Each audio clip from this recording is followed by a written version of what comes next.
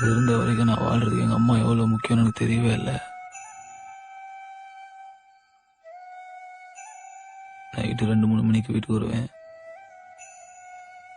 அது தூக்க கலகத்திலே எழுந்திரிச்சு தட்டில் சோத்தை போட்டு கொடுத்துட்டு நான் சாப்பிட்றத உட்காந்து பார்த்துட்டே இருக்கும். இனிமே எனக்கு அன்னைக்கு காத்துட்டு இருக்கிறதுக்கு எங்க அம்மா இருக்காது. ஊத்த ஓரா போட்டுருவேன்.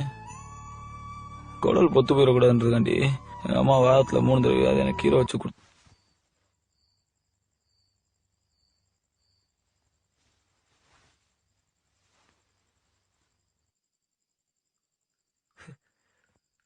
டக்குன்னு அது கூப்பிட்டா மாறிடுச்சு.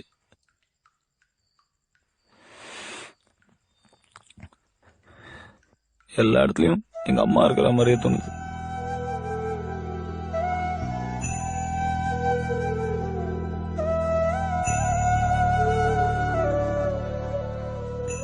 அது செத்து போச்சுங்கிறது மனசு ஒத்துக்கிற மாட்டேங்குது.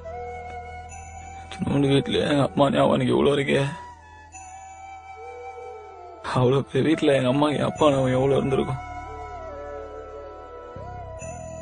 கையில காசு இருக்கையிலே அதுக்கு வீட்டையாவது மீட்டு கொடுத்துருக்கலாம், சந்தோஷப்பட்டிருக்கும்.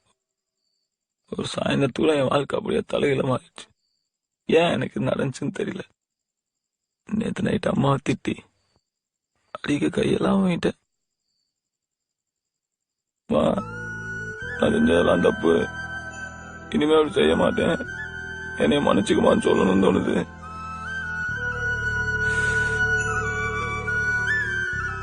நான் யார்கிட்ட சொல்றது? வாழ்க்கை பூரா எங்க அம்மாட்ட நான் சொல்லவே முடியாது.